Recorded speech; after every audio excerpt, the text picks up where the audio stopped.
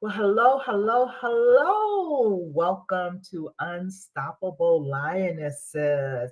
We are just always so thrilled when we get to share with you other lionesses out there in our bond of sisterhood. It is an amazing thing, and I have an amazing lioness that will be joining me in a little while to share with you as well.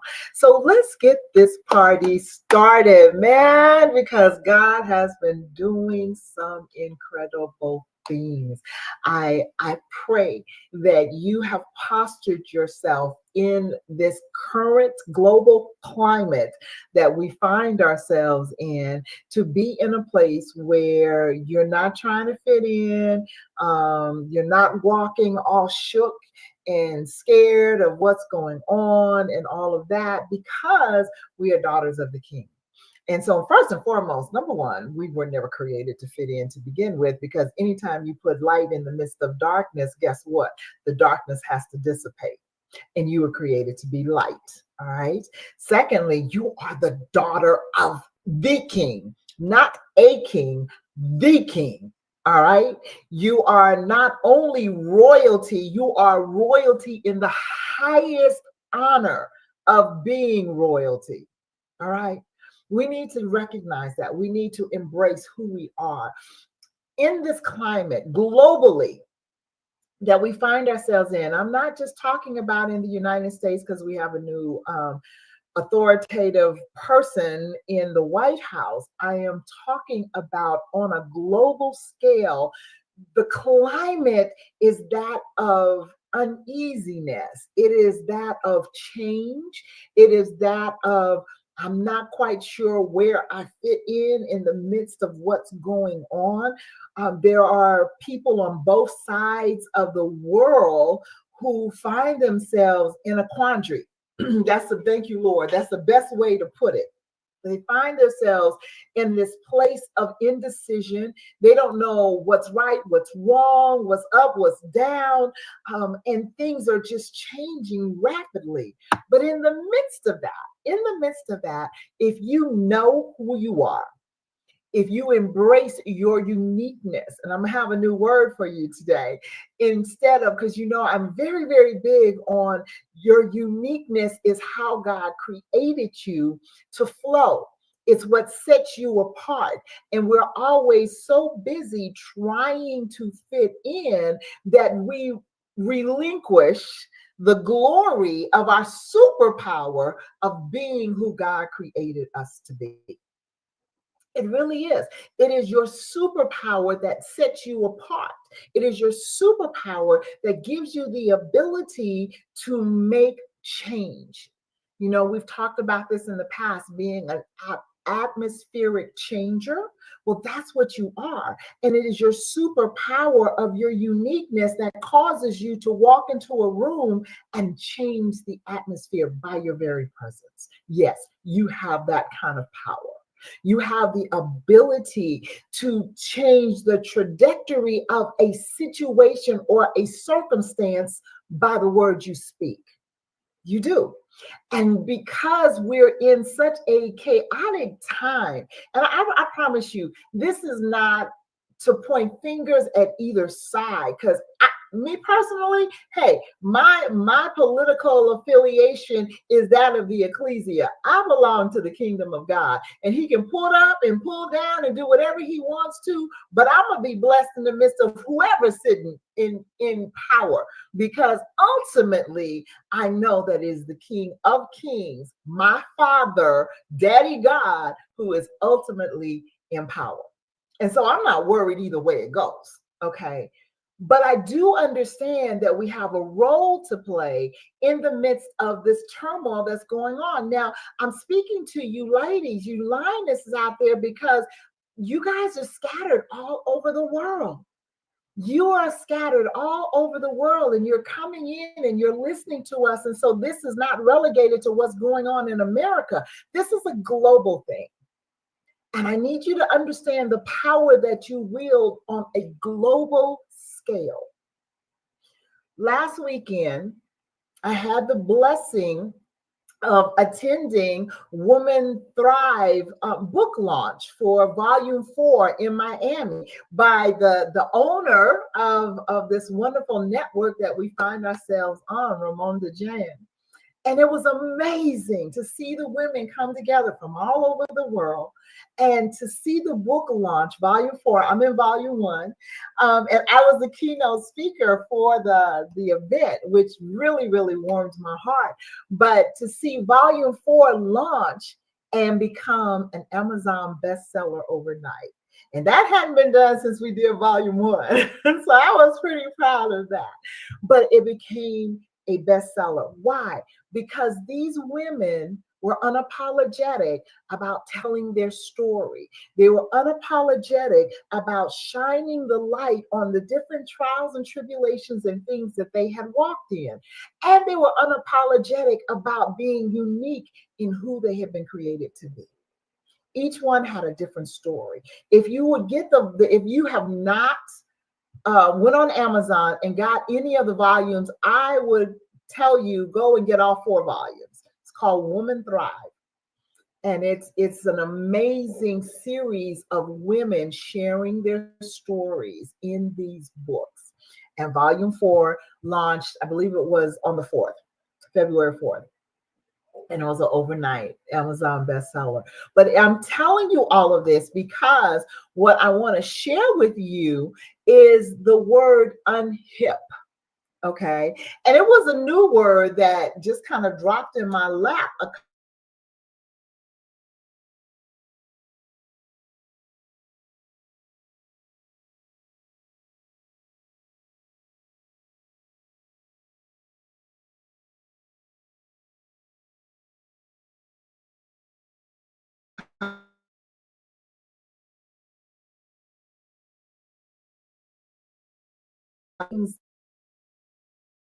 all of these different things. And so I ask it a question.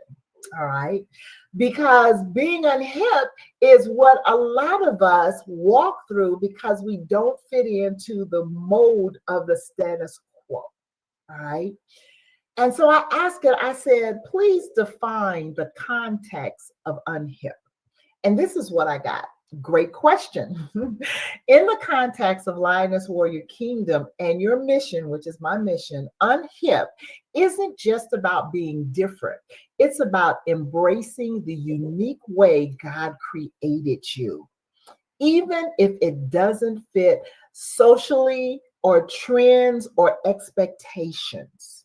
Okay, so understand that if you don't fit into a mold, and I'm sure you don't, if you're honest with yourself, if you're unapologetic about who you are, people have tried to put you in a box, they tried to put you in a mold, but you've never fit because God didn't create you to fit in. He created you to stand out. So here is unhip defined in my context of Lioness Warrior Kingdom and the Unstoppable Lionesses. It's unapologetically authentic. That's what I'm encouraging you to be. Unapologetically authentic. You don't conform to the world's standards, but walk confidently in your God-given identity. You're bold in faith. You prioritize faith over cultural norms, choosing kingdom values over popularity. You're purpose driven. Instead of chasing trends, you focus on the mission God placed in your heart. You're unstoppable and anointed. I love it. Even if you don't fit in, you are chosen. You're set apart and empowered by God to lead, create. So who is this unhip woman that you are called to empower? Okay. So the people that God has connected you to, and I can't wait to bring on my other lioness today because I know she's going to take this and just really tear it up. Okay. Just with what the call of God on her life. But you may feel that you don't traditionally fit to the beauty and success standards that the world will try to put you in. You know you're called for more, but you struggle with your confidence. You want to integrate faith into business, but you don't see many role models. And you desire to have a faith-filled, purpose-driven life and business, but you need guidance. You need to understand something. When we talk about being unhip, it is not a sign of weakness. It is a God-given strength. It is your superpower. Like I said a few minutes ago, your uniqueness, what makes you stand out, it's your superpower. It's what God placed within you so that you will make lasting impact, so that you will leave legacy. Legacy is not, and we say this all the time, it is not in houses and lands and cars and money. Your legacy is how you impacted the lives around you. In this time of chaos on the global scale, this is the time where you step in and you bring normality to the table. You are the voice of reason. You are the one that stands out and say, peace be still, like Christ did. You bring that calmness because in your demeanor and knowing who you are and whose you are, you can speak to the situations on an international scale and call them to align themselves with what the will of God is. That's the focus. No matter what society you are living in and you are trafficking in and you are doing business in, or maybe you're doing ministry in, you have to recognize and understand where your power comes from. Where are you rooted and grounded? How are you called to command the region in which you are in? Because that's what you're called to do. You are, it's so funny because so many people tell us as women, you were not called to be a superwoman. Well, yes, you were. I'm sorry. Okay, Wonder Woman has nothing on you. You are a superwoman because you are God's woman, and His super is on your natural to make you a superwoman. Okay, seriously, we have to understand that there's a balance in that. And so we can't just try and burn the candle on both ends and in the middle, trying to be everything to everybody. That's not what I'm saying. But I need you to tap into the fact that you do have a superpower. You are a superwoman. So, women, you don't need to conform to the world's idea of success to be powerful, beautiful, and impactful. You are called, anointed, and you are unstoppable just the way you are. You need to grab a hold to that. You need to understand and recognize who God called you to be, what He's placed within you, and the directive that He has given you. This is vitally important, especially in this climate. Let me say this, and I've said it over and over again, and I'm going to keep saying it until you get it into your psyche, till it resonates in your spirit. This is the now season for the daughters of God. This is our season. This is our time. He has shined the light on us. And we have to be respectful of what He's granted us in His favor and His glory. We are His glory bearers. We are stepping out and we are showing the world in the midst of this chaos that, hey, there's a place called rest. There's a place called peace. I don't have to freak out just because of what is going on around me. That's in my own home, in my community, in my surroundings, on my job, or in my nation. I'm called to bring balance. I'm called to be the voice of reason because I am called woman. I am called lioness. I am bold. I am courageous. I have a strength and a resilience within me that is unraveled. Or unraveled. Well, you know what I'm trying to say. My words are messing with me lately, but you know what I'm saying. I am telling you, as women in this hour and for this appointed season, You have power that you haven't even began to tap in. And that power is what is going to bring peace and balance and how can I say this? A calm to the chaos. All right. So it's good to be unhip.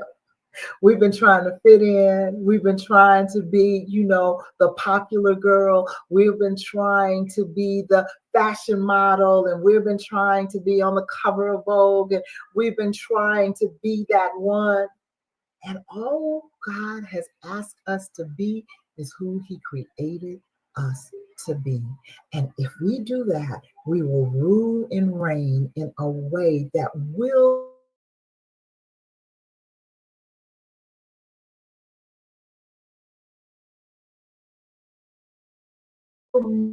authentic self. And no one, absolutely no one, can outdo you being you. So I just want to tell you, it is very cool for you to be unhip. Okay. All right. Hey, I am so excited today.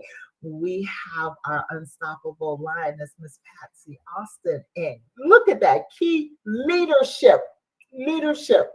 All right. And that's why I said, I know she's going to come in here and she is going to tear up everything that I just told you and really, really give you clear focus and guidance, because it's all about leadership. It's all about leadership. So, hey, Miss Patsy. Hi. How are you today? Well, I am amazing. I was going to say, I was just off stage over here, just going, yes, like everybody could see me. Absolutely. Amen. Well, I am going to get out of the way and give you the floor, ma'am. Okay. So I am so excited to be with you guys today. And Dr. Quillette was just, she was tearing it up. And my mind was going in so many directions. But first, let me go ahead and introduce myself. My name is Patsy Austin, and I am the founder of Key Leadership Associates, as it says on the screen. And I am the author of the Keys to People First Leadership. This is my draft copy. But the Keys to People First Leadership, in that this particular part of my segment is called that, Keys to People First Leadership. But I want to ask you something. Do you see yourself as a leader? Oh, look, one of my books fell. Do you see yourself as a leader? And I'm going to tell you, you are a leader. You're a leader to someone. You lead yourself, which is the most basis form of leadership. Everyone leads themselves. You lead people who are younger than you or who have less title than you, less seniority than you. Some of you lead people on the job simply by the fact that you've been there a little bit longer, and they look to you as a leader, as someone to emulate, as someone to show them the ropes. My husband and I were children's pastors for over 20 years, for 23 years. And by default, we also became family pastors. But my husband was the actual person in the titled position of pastor, and he also holds that fivefold anointing of a pastor. But when we were working together, he had a heart for children and families who were in the community who might not have very much of a home life or didn't really have much encouragement in their lives. Like I said, he's very much a fivefold ministry pastor and sincerely looks after people's hearts. But one of the things that we did is we would go into the inner city in our little town and we would pick up some children. I'm telling you this for a reason, okay? One of the children that we picked up was this young man, and he had a rough life. He had a rough life. He wasn't always respectful, but he was there, and he had to come because his parents made him come to bring his younger siblings and cousins. But he wasn't always respectful. And after one very particularly hard day, I took him into the hallway right outside the room, and I talked to him. And I told him that he was a leader and that he led other young men and women. They were looking at him to see what he could get away with, to see how he treated people, to see what he was doing to, in his uniqueness, what he was doing that maybe they could emulate, because they didn't know what to do. So they were looking at him. And I asked him who his hero was, and he said his hero was his grandfather. I said, "What does your grandfather do?" And he said that his grandfather was a pastor in this little community that they had around them. And they didn't have Wednesday night service, and that was the service that we held on Wednesday nights, and that's when we picked up the kids. But I asked him, I said, "What does your grandfather do to make him your hero?" And he said, "He treats everybody well." It's like, okay, do you want to be that kind of person? And he's like, "Yeah, I do." I said, "Well, it starts with little decisions that you make right now." Now I'm going to tell you the end of that story. The end of that story is this young man who, whenever I was talking to him and telling him what a good person he was, what a good leader he was, how important he was to the people in his life, how I believed in him that he could be a man just like his grandfather, had one single tear flow down his cheek. That young man plays for the NFL today. He broke the stigma of the community that he was in, and he broke out of what his family thought he was going to be, what his community tried to pull him into, and he became someone like his grandfather. And I could not be more proud of him. And it wasn't anything that I did. It was a decision that he made at 10 years old, that he was going to emulate someone in his life. And he was going to make a decision to become the kind of leader. He was going to tap into what Dr. Quaylette called his superpower. And he had that superpower, whether he used it for good or whether he used it for destruction. That superpower was inside of him all the time.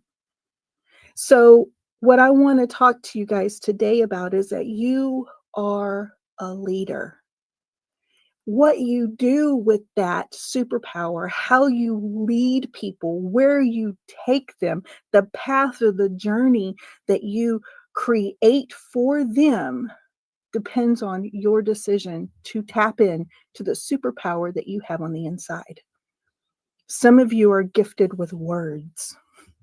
You are gifted with the ability to speak extemporaneously. You are gifted with the ability to write. You're gifted with the ability to know how to phrase something just so that other people can accept it and understand it. Others of you are gifted with knowledge. You know in your knower exactly what it's going to take for somebody to understand how to do something, when to do something, and where to do something. You understand what your ability is to get that person from one place to another. It's instinctual to you. You don't have to think about it or create a plan or a 5-point goal. You just know. Some of you have technological abilities. Some of you have more analog abilities. Some of you have the ability to create an entire plan, and some of you are so detailed that you know how to take that plan from point A to point Z with no interruptions whatsoever. What if you were a person who instinctively knows how to do something, how to understand something, and you compared yourself to a person who instinctively knows how to use words? You're not the same person. You're not the same leader. You don't have the same abilities. Now, can a person who instinctively knows learn how to use words? Absolutely. And can a person who instinctively knows how to use words learn on the knowing? Absolutely. But you can't compare yourself in your ability, because you have something on the inside that is your superpower. In our keys to people first leadership, the very first key is to know yourself. And if there is anything that will elevate not only your position in life and your position in the kingdom of God and your ability to impact the world around you, it's to know what God has put on the inside of you that makes you uniquely you. So I want to encourage you today. I want you to know that you have been created. He knew you before he formed you in your mother's womb. He created you with a specific purpose for such a time as this. He has placed you in the atmosphere that you now dwell in. He keeps bringing people in and out of your life that you can impact. You can lead into peace and rest and goodness and kindness and long suffering. You can use the fruit of the Spirit coupled with what God has given you on the inside of yourself to become the best version of whatever situation you find yourself in today. So I want to encourage you. If you don't learn anything today, go back to your Creator and ask Him to help you know yourself so that you can become the most empowered, unique person that you can be. And I'm going to tell you something.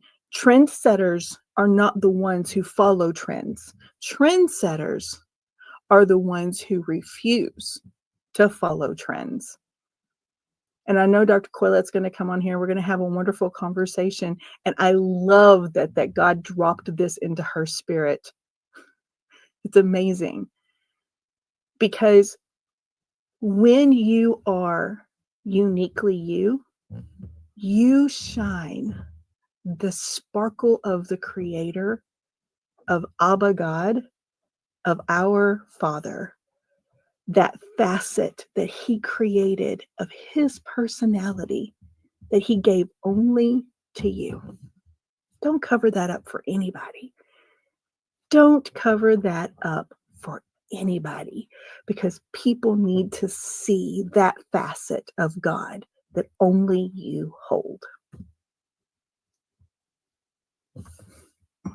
Dr. C is going to come on here in just a second. There she is. I'm right here. I'm sitting there going, yes.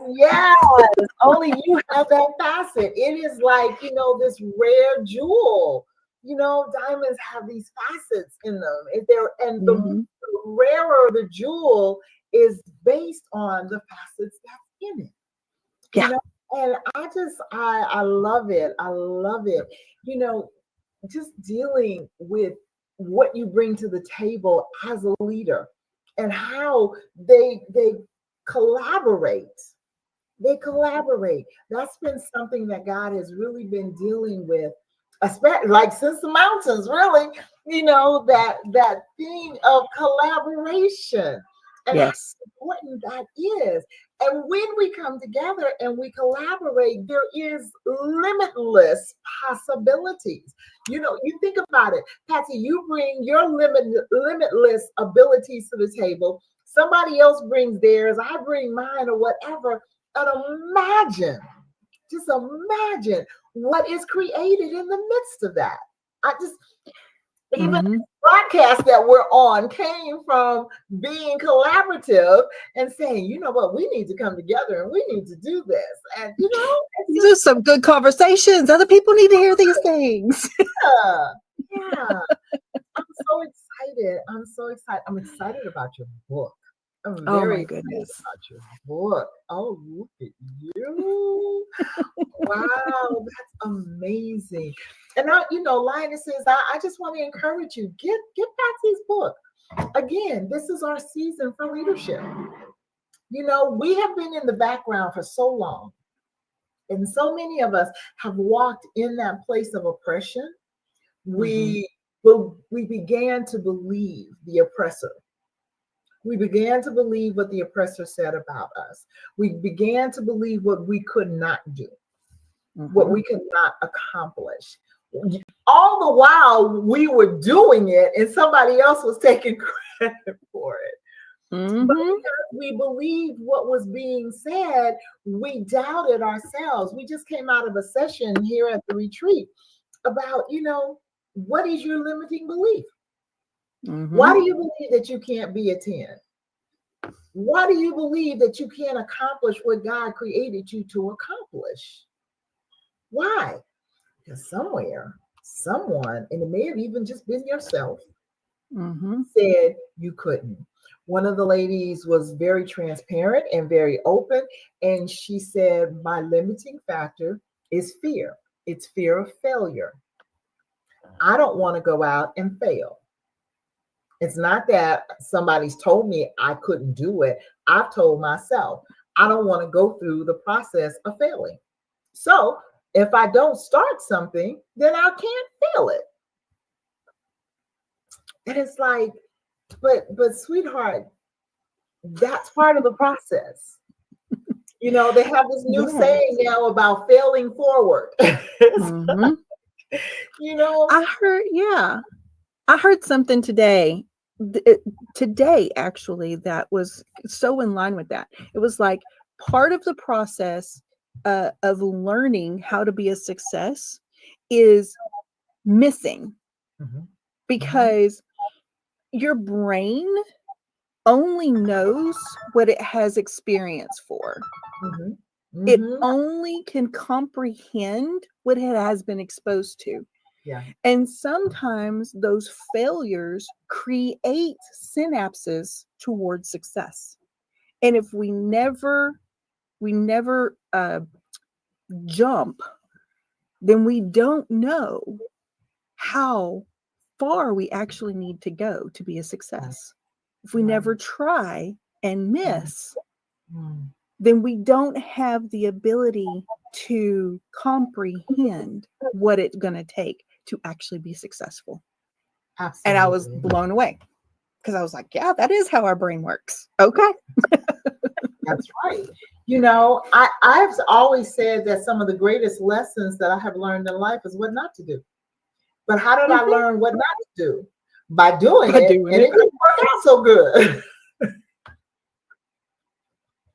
Yeah, wasn't it Thomas Edison that said that on the 100th time he actually was successful in creating a workable light bulb, and Mhm. somebody asked him about all the other failures. He says, I didn't fail. I just learned 99 different ways not to create a light bulb. There you have it. It's all in your perception. Hmm. How do you perceive what it is that you're walking through? Listen, Patsy, I know that you can attest to this, especially dealing in leadership. You've got to experience the process to get to be a Hmm. good leader. You Yeah. know, people, there's this debate whether leaders are made or whether they're born. And whichever side of the coin you are on, there is a process to leadership, Hmm. you know? I firmly believe that they are both, that everyone is born a leader. I firmly believe that 100%. I do not believe that there is anybody on this on this earth that is not a leader. You all lead someone. Mm, mm. You Somebody. all lead somebody. You start with There's leading yourself. That's number Mhm. one. Yes. My 2-year-old grandson, he may not always be successful, but he does lead himself. And quite honestly, a lot of time he leads me, even if he just takes me by the finger and takes me over to the refrigerator to get him apple Do juice. what he wants. He knows how to lead. He knows how to lead and how to be direct in his communication. And I think that's something that we lose over the years, trying to, in the conversation that I had with somebody earlier today, we try to appeal to the masses, and we water down our communication until people really don't know what to expect from us. We water down our personalities. We try to become whomever we're trying to attract, instead of being our authentic selves and allowing ourselves to be findable. And I was having that with the person who is helping me create email lists. And I was like, listen, I don't want it, my initial contact with people, I do not want it to be so watered down that I get invited to speak in places that will not appreciate what God has dropped into my life. The nugget that God has dropped into my life. I do not want to be the one that puts my pearl before swine. Wow. As the scripture says. That's good. I want to be authentic in that first communication, so that they'll know immediately, oh, this one's not for me. Oh, hey, yeah, this is what I'm thinking. Yes.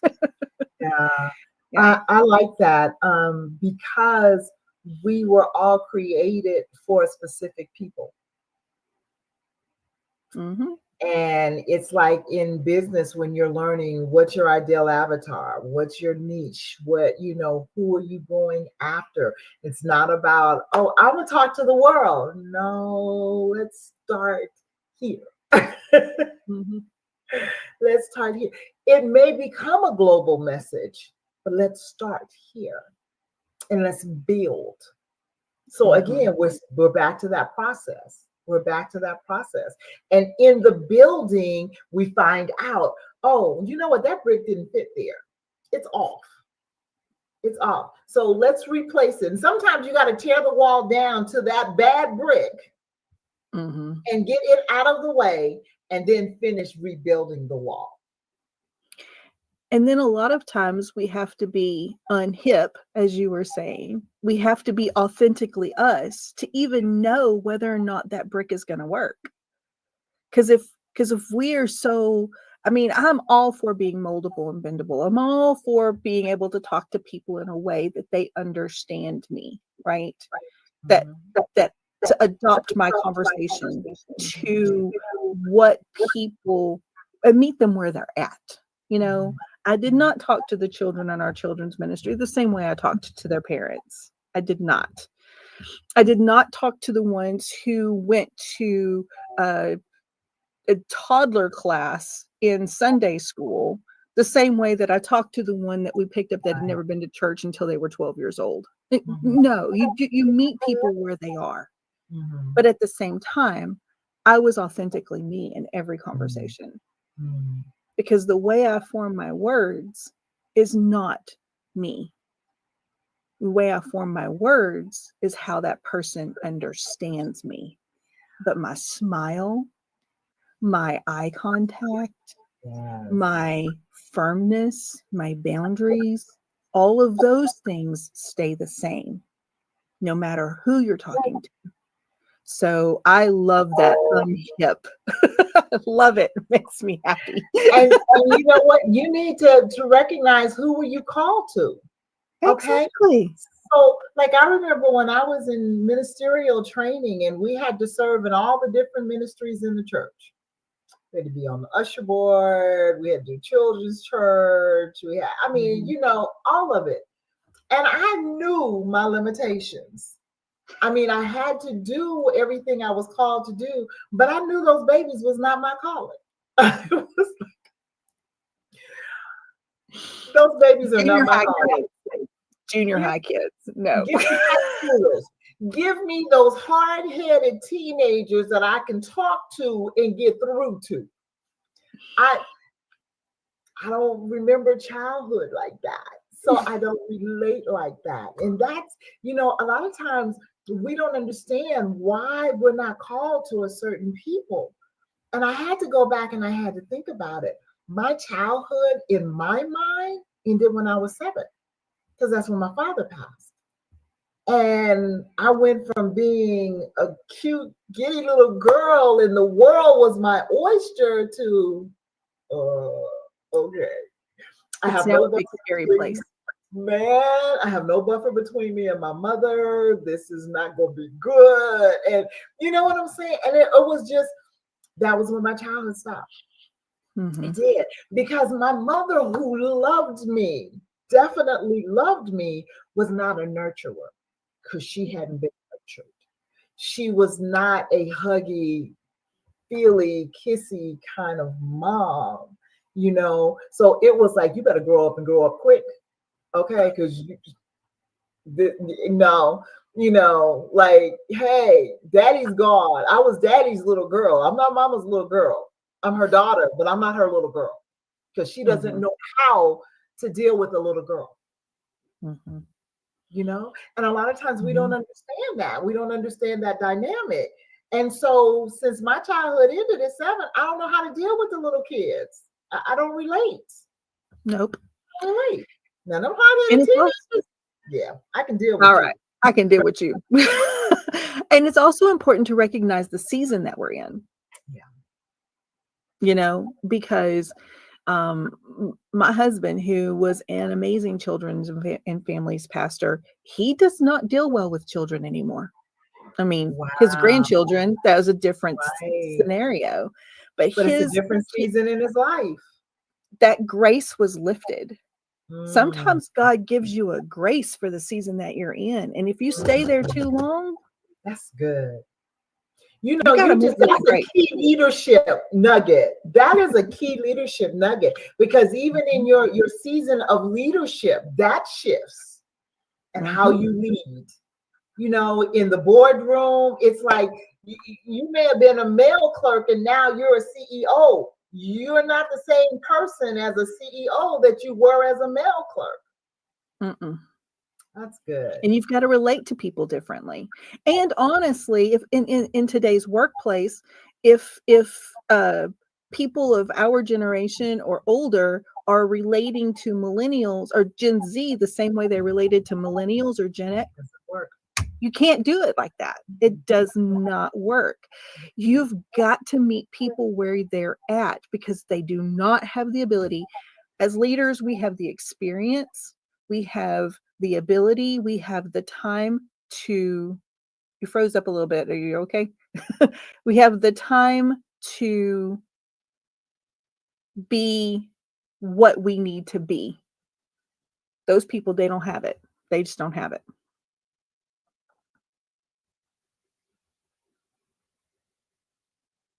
I think we may have lost Dr. Quaylette for a minute or two. I'm sure she'll be right back with us. But we want to encourage you to go buy the book and immerse yourself with women. Oh, there you are. Okay. I was like, it told me that my connection died. I told you this internet here is really spotty. I was like, oh no, what do I do? Okay. I just talked to the people for a minute. Good. We have got like a minute and 20 seconds to go. So okay, in 20 seconds, you know, let people know how they can reach you at Key Leadership Associates, and because you have a wealth of knowledge that they need. So I have a links page that goes to all of my things. You can get the books there. You can talk about courses or webinars or any of that stuff.